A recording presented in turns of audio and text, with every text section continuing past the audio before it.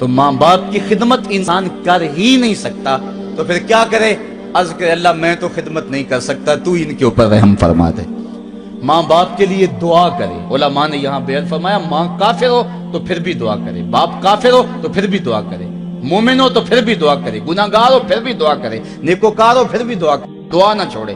حضرت ابو ہریرہ رضی اللہ تعالیٰ عنہ فرماتے ہیں میری ماں کافرہ تھی اور میں حضور کا غلام، اور ماں ہر وقت اپنی دھن میں اور میں اپنی دھن میں ہوں۔ حضرت ابو ہریرہ کے بھائی کوئی نہیں ہے، باپ فوت ہو گئے ہیں، بہن کوئی نہیں ہے، ابھی شادی بھی نہیں ہوئی، دنیا پہ رشتہ ہی کوئی نہیں سوائے ماں کے۔ گھر آتے ہیں تو ماں سے بات کرنی ہوتی ہے، جو سن کے آتے ہیں ماں سے وہ دکھ کھولنا ہوتا ہے، بات کرنی ہوتی ہے، حضور کی باتیں سنانی ہوتی ہیں، لیکن ماں ہے اتفاق سے کافرہ ہے، حضور کی بات وہ سننا گوارا نہیں کرتی۔ حضرت ابو ہریرہ کو اور بات آتی کوئی نہیں، وہ تو کرتے ہی حضور کی باتیں۔ ایک دن حضور کی بات چھیڑی، ماں کی زبان سے کوئی جملہ ایسا نکلا جو سخت تھا، گوارا نہ ہوا، چھوڑ دیا گھر کو۔ ماں تیری عظمت کو سلام، لیکن رسول اللہ کے مقابلے میں تیری کوئی شان نہیں ہے۔ گھر سے نکلے، لیکن نکلے تو پاؤں ڈگمگا رہے تھے کہ دنیا پہ ایک ہی رشتہ تھا وہ بھی جاتا رہا۔ چند قدم چلے تو دل میں خیال آیا سارے دکھوں کا جو مداوع کرتا ہے مجھ آقا کی بارگاہ میں یہ دکھڑا کیوں نہ بیان کر دے۔ دریائے رحمت جوش میں تھا، وہ دلوں کی حالتیں بوجھ لینے والے آقا نے پوچھا ابو ہریرہ کیا ہے؟ عرض کی حضور میری ماں کی ہدایت کے لیے دعا کر دو۔ یہ کہا اور پھوٹ پھوٹ کے رونے لگے۔ حضور نے فوراً ہاتھ اٹھا دیے اور مسلم کے لفظ ہیں اللہم اہد ام ابی ہریرہ، اے اللہ ابو ہریرہ کی ماں کو ہدایت عطا کر دے۔ بس یہ بات سنی حضرت ابو ہریرہ کا چہرہ کھل اٹھا، اپنے گھر کو دوڑ لگا دی۔ کوئی رستے میں ملا، کہا ابو ہریرہ اتنی تیز تو تم کبھی نہیں دوڑتے تھے، آج کیا ہوا؟ اتنی تیز تیز کیوں دوڑ رہے ہو؟ کہا آج ہی تو دیکھنا چاہتا ہوں کہ گھر پہلے میں پہنچتا ہوں یا میرے آقا کی دعا پہلے پہنچتی ہے۔ حضرت ابو ہریرہ فرماتے ہیں جب میں گھر پہنچا تو دروازہ بند تھا، میں نے دستک دی، اندر سے آواز آئی بیٹا ٹھہرو میں آتی ہوں۔ کہا اس لہجے کو جان گیا، اس میں محمد کی بولی بول رہی ہے۔ کہا تھوڑی دیر کے بعد میری ماں آئی، تازہ غسل کی وجہ سے اس کے بالوں سے پانی کے قطرے ٹپک رہے تھے، اور میری ماں زنجیر کھول رہی تھی، اس کے لبوں پہ شہادت کا کلمہ جاری تھا۔ تو والدین کے لیے مغفرت کی دعا کرتے رہیں، والدین کی بخشش کی دعا کرتے رہیں۔ والدین جب دنیا پہ ہوتے ہیں تو اللہ کی رحمت کا گھنا سایہ ہوتے ہیں، لیکن جب دنیا سے چلے جاتے ہیں ان کی قبر سے بھی فیض ملتا ہے اور سکون اور طمانینت ملتی ہے۔ والدین فوت ہو جائیں تو ان کے حق ختم نہیں ہو جاتے، بلکہ حدیث میں آتا ہے 4 حق ایسے ہیں والدین کے جو مرنے کے بعد بھی اولاد کے ذمہ باقی رہتے ہیں۔ الصلاۃ، ان کے اوپر نماز جنازہ پڑھی جائے۔ دوسرا حق الاستغفار لہم، ان کے لیے بخشش کی دعا کرتے رہی جائے، مسلسل دعا کی جائے بخشش کی ان کے لیے۔ اور ایک روایت میں نے پڑھا ہے اگر کوئی بندہ اس کے والدین حالت ناراضگی میں فوت ہو گئے، والدین ناراض تھے، موقع نہ مل سکا منانے کا اور والدین فوت ہو گئے، تو حدیث میں آتا ہے کہ وہ کثرت کے ساتھ، ایک تو اپنی خالہ کے ساتھ، ماں اگر فوت ہوئی ہے تو باپ ہوئی ہے تو باپ کے بھائیوں کے ساتھ اس نے سلوک کرے، باپ خوش ہوگا۔ دوسرا کثرت کے ساتھ اپنے والد کے لیے استغفار، والدہ کے لیے استغفار کرتا رہے۔ جب کثرت سے استغفار ہوتا رہے گا تو اس کے والدین راضی ہوں گے، اللہ اس کے گناہ کو معاف فرما دے گا۔ دوسرا حق والدین کا یہ ہے استغفار لہم، ان کے لیے بخشش کی دعا کی جائے، حدیث میں آتے ہیں۔ تیسرا حق بر الاصدقاء، ماں کی سہیلیوں، بہنوں اور رشتہ داروں کے ساتھ، اور باپ کے دوستوں، بھائیوں اور رشتہ داروں کے ساتھ اس نے سلوک کیا جائے۔ اور چوتھا حق انجاز الوعد، وعدوں کو پورا کرنا، یعنی ماں نے یا باپ نے جو وعدے کیے ہوئے تھے، مسجد سے کوئی وعدہ تھا، مدرسے سے وعدہ تھا، کسی فلاحی تنظیم سے وعدہ تھا، کسی غریب سے اعانت کا وعدہ تھا، یا ان کا معمول تھا اعانت کرنے کا، تو جو ان کے معمولات ہیں اچھائی کے ان کو جاری رکھا جائے اور اس سلسلے کو باقی رکھا جائے۔ تو یہ 4 حق ایسے ہیں جو والدین کے مرنے کے بعد بھی اولاد کے ذمے باقی رہتے ہیں۔ والدین اللہ کی بہت بڑی نعمت ہیں، جب یہ سایہ سر سے اٹھ جاتا ہے تو پھر پتہ چلتا ہے کتنا گھنا سایہ تھا۔ صاحبو، جن کے والدین زندہ ہیں وہ ان کی زندگی کو غنیمت سمجھیں، اور جن کے والدین کا گھنا سایہ ان کے سر سے اٹھ گیا ہے وہ ان کے لیے استغفار اور کثرت دعا سے ان کی رضا حاصل کرنے کی کوشش کریں۔ اللہ تعالیٰ نے والدین کی رضا میں ہی اپنی رضا کو چھپا کے رکھا ہوا ہے، اور یہ والدین اتنا بڑا سرمایہ ہے۔ میں آپ حیثیت کیا رکھتے ہیں؟ خود امام الانبیاء صلی اللہ علیہ وآلہ وسلم نے والدین کی آرزو کی ہے۔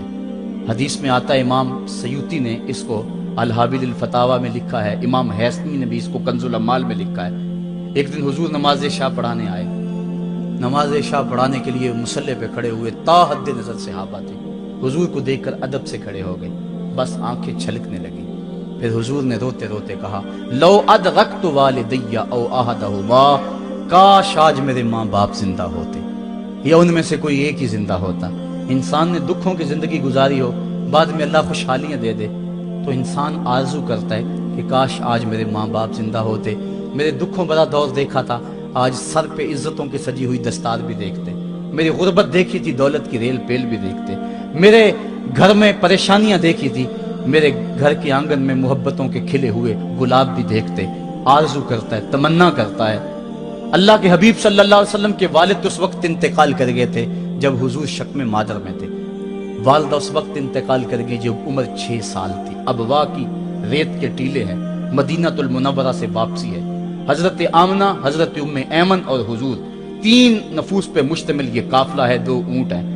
حضرت آمنہ کو بخار ہو گیا، جان گئی کہ یہ میرا بخار جان لیوا ثابت ہوگا۔ ام ایمن کو بلایا، حضور کا ہاتھ پکڑ کے ان کے ہاتھ میں دیتے ہوئے کہا، ام ایمن میرے اس بیٹے کو بحفاظت امیر قریش عبد المطلب تک پہنچا دینا۔ اور پھر اپنے بیٹے کو پاس بٹھایا، سر پہ ہاتھ رکھا، پیار کرنا چاہا اور کوئی باتیں کرنا چاہیں، لیکن ضبط کے سارے پیمانے ٹوٹ گئے، آنکھوں سے آنسو نکلنے لگے۔ بیوہ ماں نے جب اپنے در یتیم کے سر پہ ہاتھ رکھا تو پھر عرب کی ریت کے ذرے بھی رونے لگے۔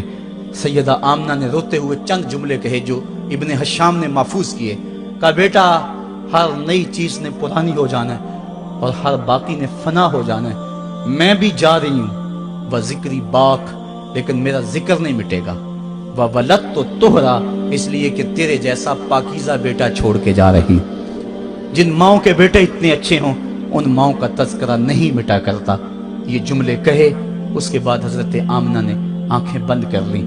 حضور علیہ الصلوۃ والسلام اپنی ماں کے جسد پہ پھوٹ پھوٹ کے روئے، ریت کے ٹیلے میں ماں کی تدفین کی، اوپر مٹی انڈھیل دی، آنسوں کا چھڑکاؤ کیا۔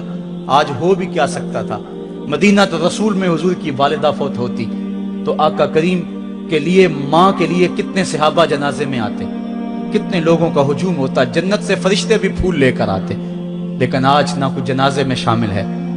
وہ کیا کسی نے کہا تجھے کن پھولوں سے ہم کفن دیں، تو جدا ہی ایسے موسموں میں ہوا جب درختوں کے ہاتھ پھولوں سے خالی تھے۔